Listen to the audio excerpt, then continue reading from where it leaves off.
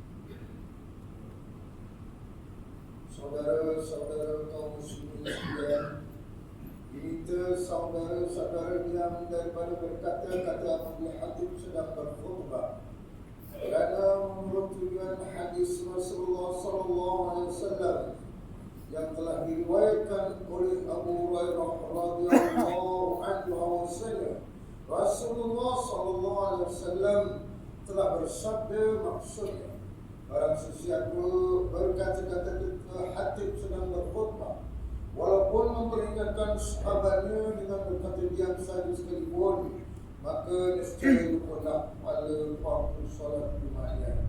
Oleh itu, dan dengarlah dengan taat, mudah-mudahan kita mendapat taufik dan hidayah serta rahmat Allah.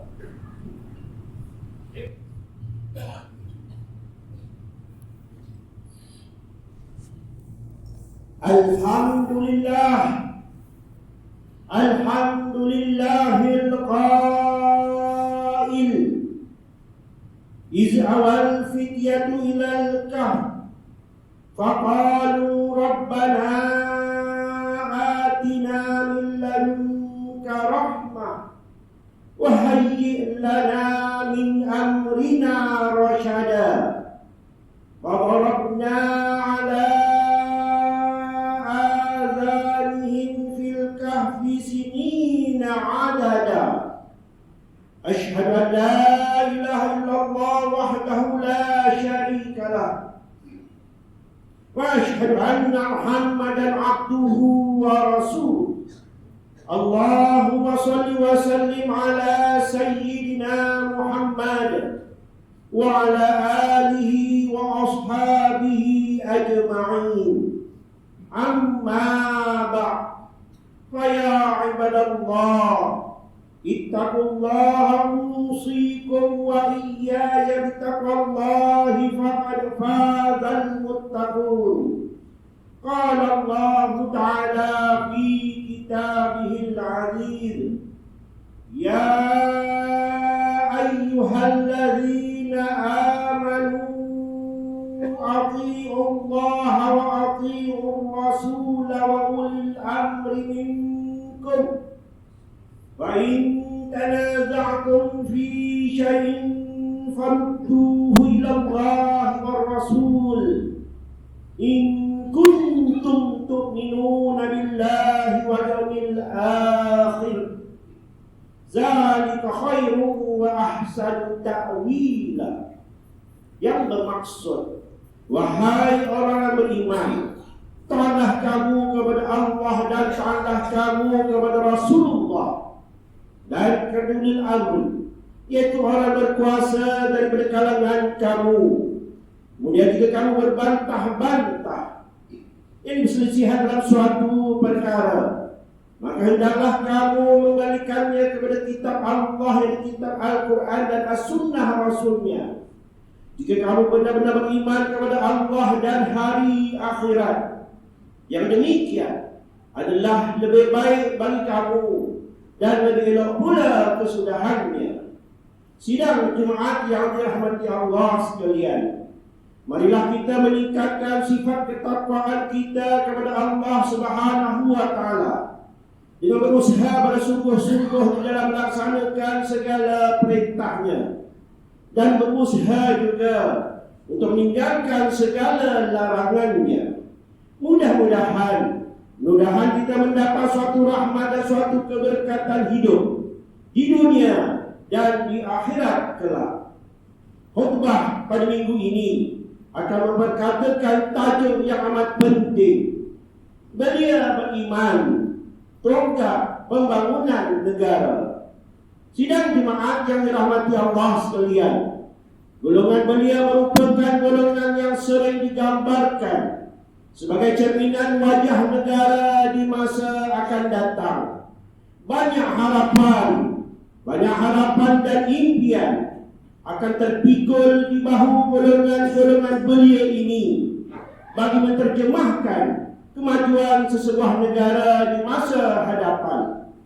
Hal ini dikatakan demikian kerana jatuh bangunnya sesebuah negara terletak di tangan golongan-golongan belia masa kini. Sekiranya golongan muda pada hari ini daripada kalangan mereka yang beriman, berilmu dan tidak mengamalkan rasuah, berakhlak mulia serta mempunyai jati diri yang amat tinggi, tentunya negara Malaysia kita yang tercinta ini pada masa akan datang menjadi sebuah negara yang harmoni, makmur dan sejahtera. Sebaliknya jika kita ambil peduli tentang pembangunan belia ini, maka bersedialah untuk berhadapan dengan kemungkinan buruk yang akan berlaku pada masa akan datang. Oleh itu pembentukan golongan belia ini perlu diberikan perhatian yang amat tinggi di dalam menggalas tanggung jawab membangun masa depan sesebuah negara.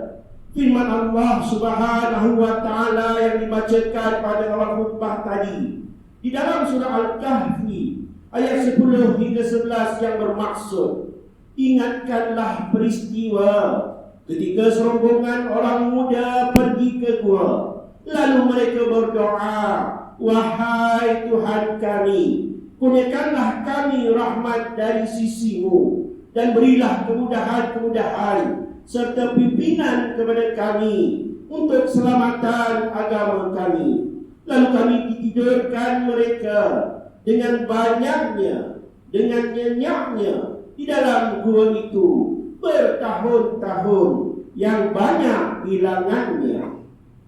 Ma'asyiral muslimin rahimakumullah, menerusi ayat ini Allah Subhanahu wa Ta'ala telah menggambarkan kepada kita tentang kewujudan golongan-golongan muda yang mempunyai keimanan yang utuh dan kental di dalam berjuang untuk mempertahankan akidah mereka.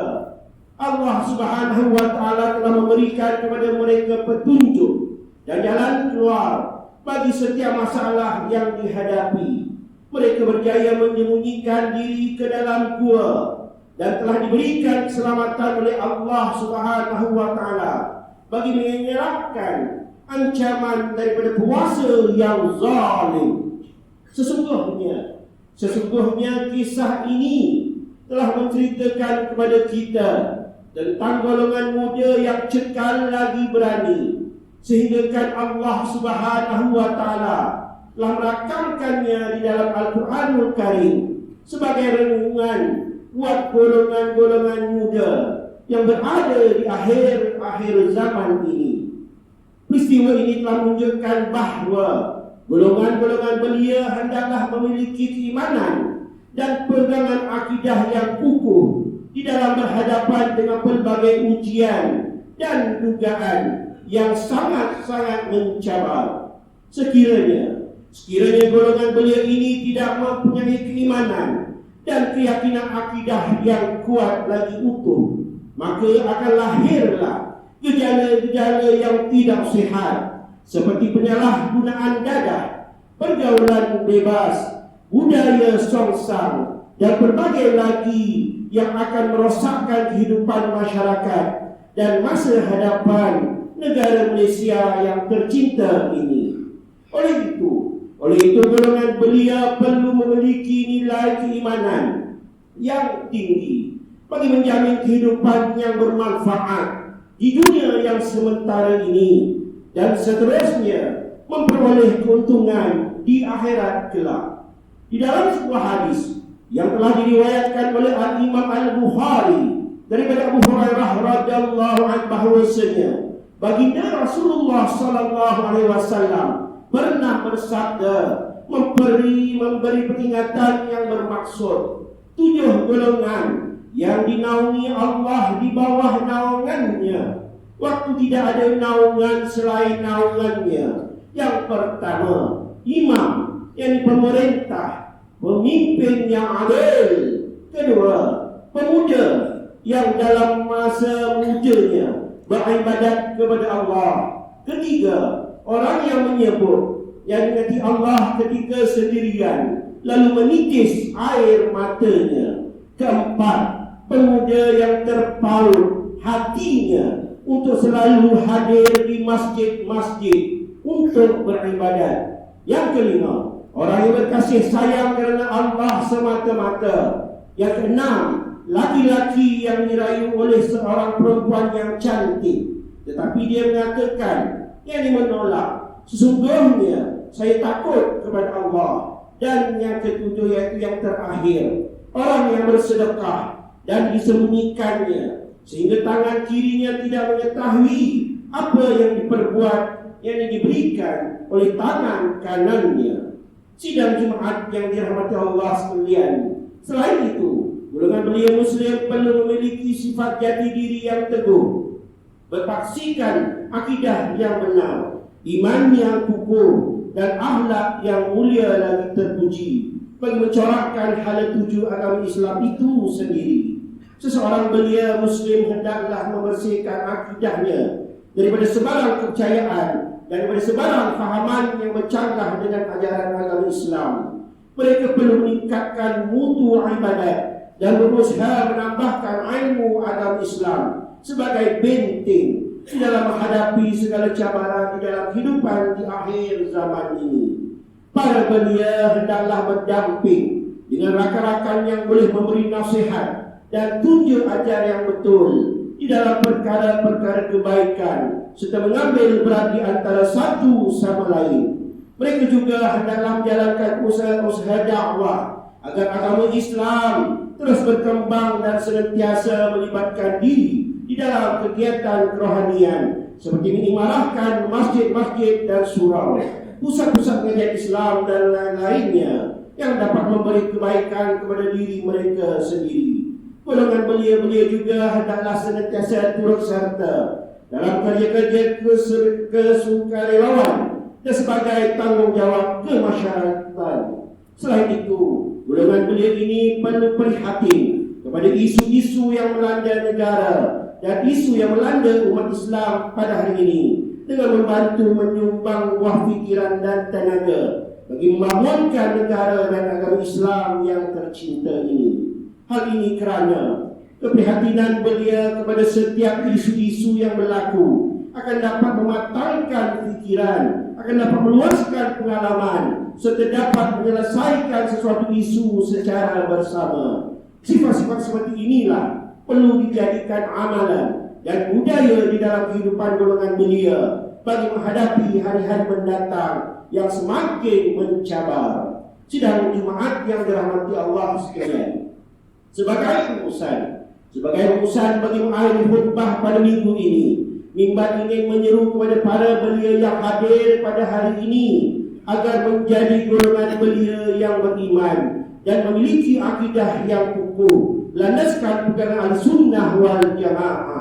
Hindarilah dan jauhkanlah diri daripada budaya yang tidak sehat dan amalan-amalan yang bercanggah dengan ajaran Islam. Sesungguhnya peranan belia ini bukan sekadar menuntut ilmu, bukan sekadar membina kerjaya atau melakukan kegiatan-kegiatan bagi memenuhi masa lapang sahaja. Bahkan warga belia ini adalah dituntut sama sekali untuk bersama menyumbang pemikiran dan tenaga bagi mencorakkan hala tuju negara Malaysia dan kemajuan agama Islam yang tercinta ini di masa akan datang. Ingatlah firman Allah Subhanahu wa taala di dalam surah Al-Kahfi ayat 13.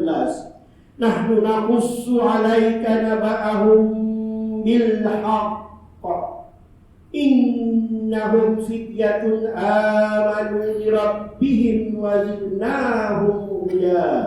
Yang bermaksud, kami ceritakan kepadamu yang wahai Muhammad perihal mereka dengan benar. Sesungguhnya mereka itu orang-orang muda yang beriman kepada Tuhan mereka, dan kami tambahi mereka dengan hidayah dan petunjuk. Barakallahu li wa lakum bil Qur'anil azim wa nafa'ani wa iyyakum bima fihi minal ayati zikril hakim wa taqabbala minni wa minkum tilawatahu innahu huwas samiul alim. Aqulu qawli hadza wa astaghfirullahal azim li wa lakum wa lisa'il muslimin wal muslimat wal mu'minin wal mu'minat fastaghfiru fa ya fawzal mustaghfirin wa ya najatat taibin.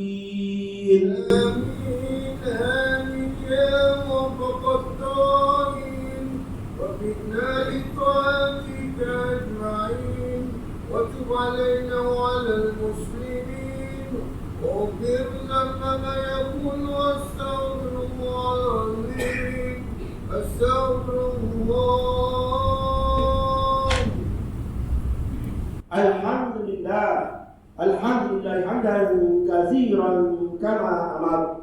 Asyhadu an la ilaha illallah wahdahu la syarika lah, iqrarun bi rububiyyatihi wa i'laman jalalihi wa kafar. Wa asyhadu anna sayyidina Muhammadan sayyidul bashar sallallahu alaihi wasallam ala sayyidina Muhammad wa ala alihi wa sahbihi man tasarrahum bi nazarihim bi khabar. Amma ba'd. Fa ya ibadallah ittaqullaha fima amar wantahu amma nahakum anhu wa zajar. Wahai hamba Allah sekalian, ingatlah bahawa dunia ini adalah tempat tumpangan untuk sementara sahaja. Akhirat jualah sebenarnya tempat yang kekal untuk selama-lamanya. Oleh itu marilah kita bertakwa kepada Allah untuk mendapatkan segala kebahagiaan serta berusaha menyelamatkan diri dari siksaan api neraka. Allah berfirman dalam surah Al-Ahzab ayat 56, Innallaha wa malaikatahu yusalluna 'alan nabi ya ayyuhalladzina amanu sallu 'alaihi wa sallimu taslima. Yang bermaksud, sesungguhnya Allah dan para malaikatnya berselawat yang beri segala penghormatan dan segala kebaikan kepada Nabi Muhammad sallallahu alaihi wasallam. Wahai orang yang beriman, Selamatlah kamu kepadanya. Setucapkanlah salam sejahtera dengan penghormatan yang sepenuhnya. Allahumma salli wa sallim ala sayyidina Muhammad wa ala ali sayyidina wa maulana Muhammad. Pada Muhammad Allah Subhanahu wa taala. Semoga Allah meridai khalifah-khalifah Rasulullah sallallahu alaihi wasallam, yaitu Sayyidina Abu Bakar As-Siddiq radhiyallahu anhu, Sayyidina Umar bin Khattab radhiyallahu anhu, Sayyidina Utsman bin Affan radhiyallahu anhu, dan Sayyidina Ali bin Thalib radhiyallahu anhu, dan juga sahabat-sahabat baginda yang sama-sama berjuang menegakkan agama Allah yang maha suci ini radhiyallahu anhum. Seterusnya kepada para sahabat yang kita, Sayyidina Hamzah, Sayyidina Abbas radhiyallahu anhuma, cucu-cucu baginda Sayyidina Hasan dan Sayyidina Husain radhiyallahu anhuma, putri-putri baginda Sayyidatina Fatimah Zahra dan yang lainnya radhiyallahu anhunna, istri-istri baginda Sayyidatina Khadijah, Sayyidatina Aisyah dan yang lainnya radhiyallahu anhunna, kepada sekalian keluarga, sahabat-sahabat, pengikut sahabat radhiyallahu anhum, dan yang menuruti mereka itu dari semasa ke semasa hingga ke hari kiamat yang dijanjikan. Allahumma bil muslimin wal muslimat, Allahumma bil muslimin wal muslimat, Allahumma bil muslimin wal muslimat, wal mu'minin wal mu'minat, al ahya'i minhum wal amwat. Ya Allah, ampunkanlah segala kaum muslimin dan muslimat, mukminin dan mukminat, sama ada yang masih hidup ataupun yang telah meninggal dunia. Ya Allah, ya Allah, peliharakanlah akidah kami yang landaskan akidah Ahlussunnah wal Jamaah, aliran al-Asy'ariyah dan al-Maturidiyah. Ya Allah, pelihara, lindungi, jauhi dan selamatkanlah apalah kiranya diri kami ini, zuriat keturunan kami, keluarga kami, dan Islam seluruhannya daripada apa jua bala dan bencana, wabak dan penyakit, segala bahaya, kesusahan dan segala keburukan. Ya Allah, berikanlah kemuliaan dan kesejahteraan kepada mereka yang jihad dan menafkahkan hartanya di dalam seperti pembayar-pembayar zakat, puakah-puakah dan seumpamanya. Ya Allah, berikanlah taufik dan hidayah, kekuatan, kesejahteraan dan pertolongan kepada ketua-ketua negeri Islam dan raja-rajanya,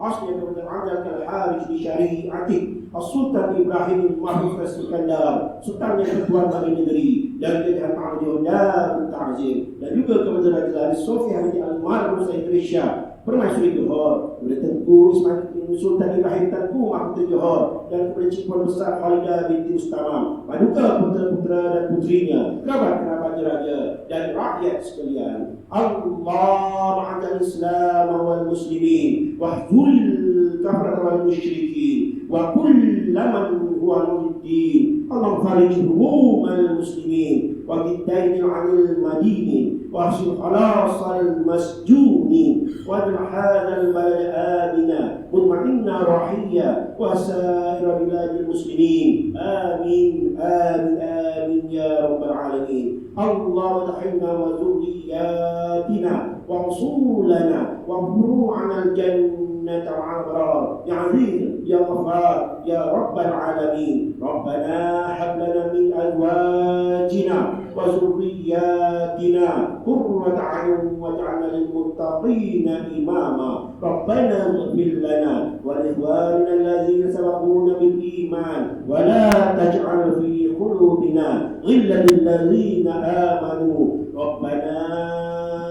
innaka ra'ufur rahim. Rabbana atina fid dunya hasanah wa fil akhirati hasanatan wa qina 'adzaban nar wa qina 'adzaban nar wa qina 'adzaban nar walhamdulillahi rabbil alamin.